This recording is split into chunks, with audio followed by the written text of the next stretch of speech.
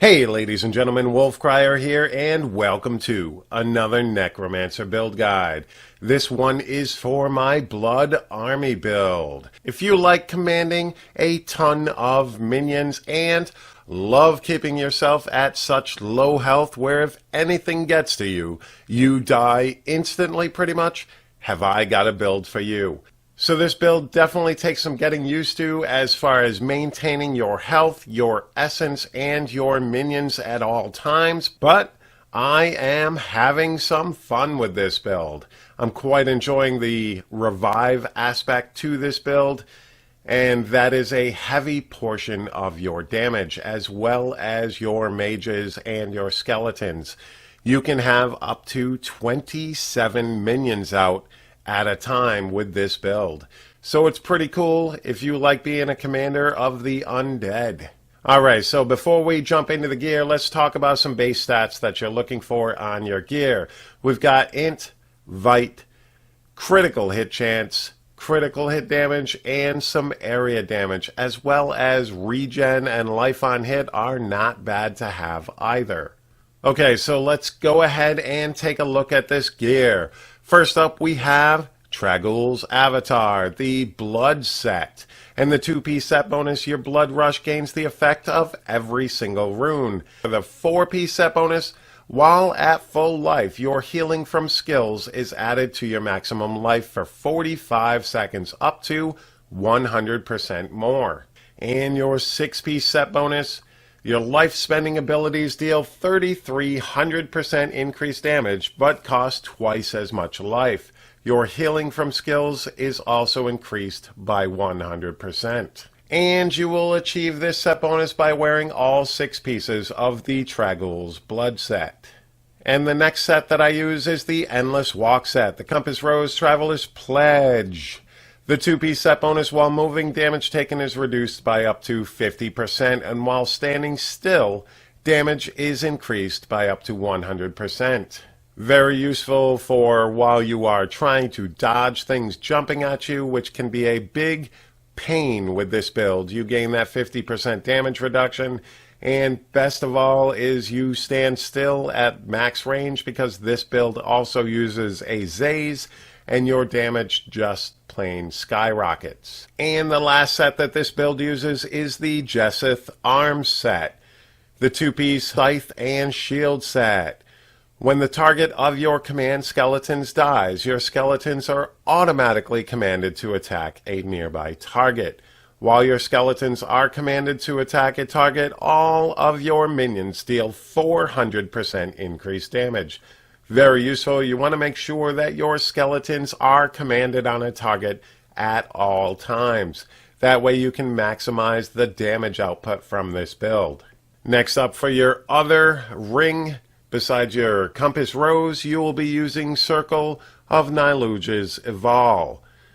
You now raise an additional Skeletal Mage with each cast, and they last an additional 4 seconds. Very useful in keeping all 10 blood mages out, or as many as you possibly can, to increase your damage output.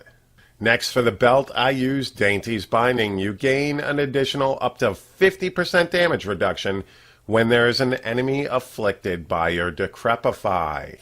This is pretty much your only damage mitigating item that you wear for your gear. Next up, we have Reaper's Wraps. This is a crafted item. Health globes restore 30% of your primary resource. This is going to combine really well with your Siphon Blood, and you're going to maintain your essence and your health due to that skill and having these Reaper's Wraps on. Now for the cube. For the weapon slot, you're looking at Tragoul's Corroded Fang.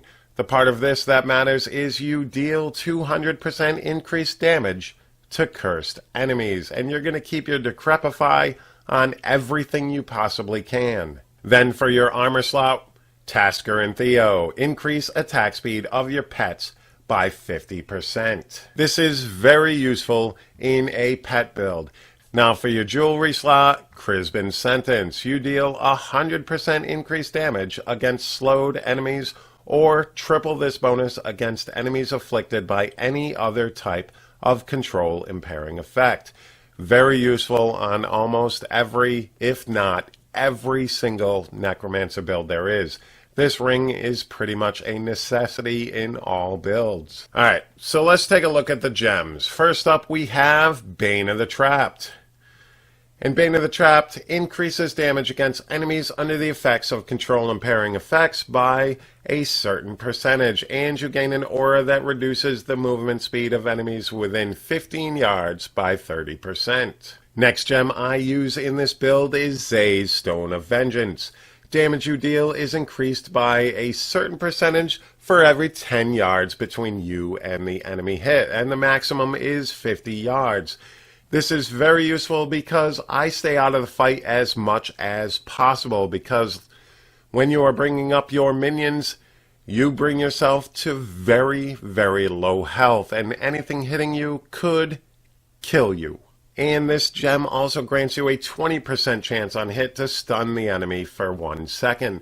This is very useful in proccing that Crispin sentence. And for your last gem, you're looking at Enforcer. Increase the damage of your pets by a certain percentage, and your pets take 90% less damage. Very, very useful gem for all summoner builds. Alright, so now that we've covered all of the gear, let's take a look at your skills and passives. First up, we have Siphon Blood, Bloodsucker. Siphon Blood is going to steal life from enemies, as well as with the Bloodsucker rune, you're going to pull in all health globes within 40 yards while you are siphoning. This is going to bring those health globes in, which is going to send that to your Reaper's Wraps, grant you more essence. So this is what is going to keep you alive and keep your essence full, so that you can continue casting your mages and your revive minions. Then we have Decrepify, Dizzying Curse. Decrepify is very good at mitigating damage and slowing enemies. And with the Dizzying Curse rune, cursed enemies have a 10% chance to be stunned for 2 seconds when hit. Also going to proc that Crispin sentence ring. Then we have Command Skeletons, Dark Mending. Your skeletons are now going to heal you for 0.5% of your total health while being commanded.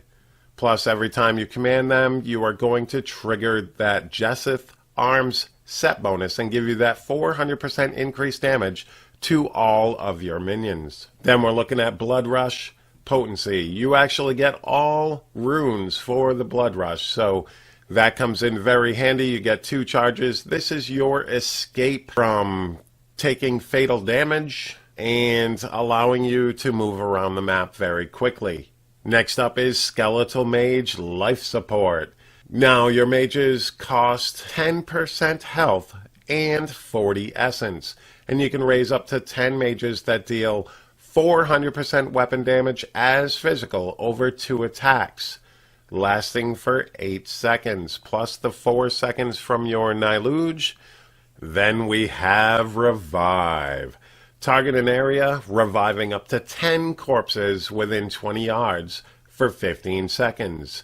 And the Oblation rune increases the damage of revived creatures by 20%, but now they cost 3% health per corpse. So that is 30% of your health, which is then doubled by your Tragoul set. So you're looking at 60% of your health when you are summoning 10 revive minions. So very important to keep an eye on that health pool when you are about to cast this, and where enemies are, etc. You do not want to get one-shotted simply because you cast Revive. Alright, so let's take a look at those passives. First up, we have Grisly Tribute. You are healed for 10% of your life on hit when one of your minions hits an enemy.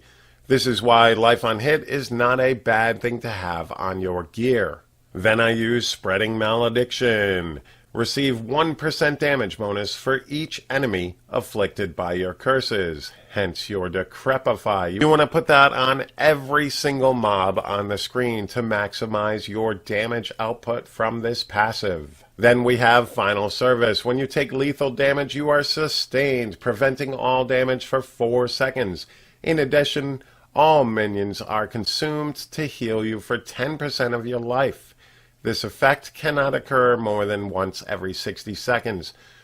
Couple things with this, you are going to end up at 100% health when this procs because you have so many minions out, but you are also going to lose all those minions. So you're going to have to recast your minions, probably position yourself a little bit when this procs so that you can get some time to get your minions out to deal more damage. And last we have Blood for Blood. Picking up a health globe removes the health cost of the next blood spell. This effect can stack up to 10 times. This comes in very handy with that Siphon Blood Bloodsucker. So there you guys have my Blood Army. Hopefully you guys really enjoy it. Couple things with this build. If you want to trade out your Zays for a Molten Wildebeest's gem, that's not a bad idea, as that will give you some regen, which will allow you to cast your skills a little bit faster, maybe keep you alive a little bit longer. There are other variations, so definitely tell me in the comments below if you think something would work a little bit better. If you have an idea to improve this at all, let me know. Let me know your thoughts on this build guide. Thank you so very much for checking out this video. I greatly appreciate it. And you guys, hit that like button, hit that subscribe button, and you guys have a great day. Peace.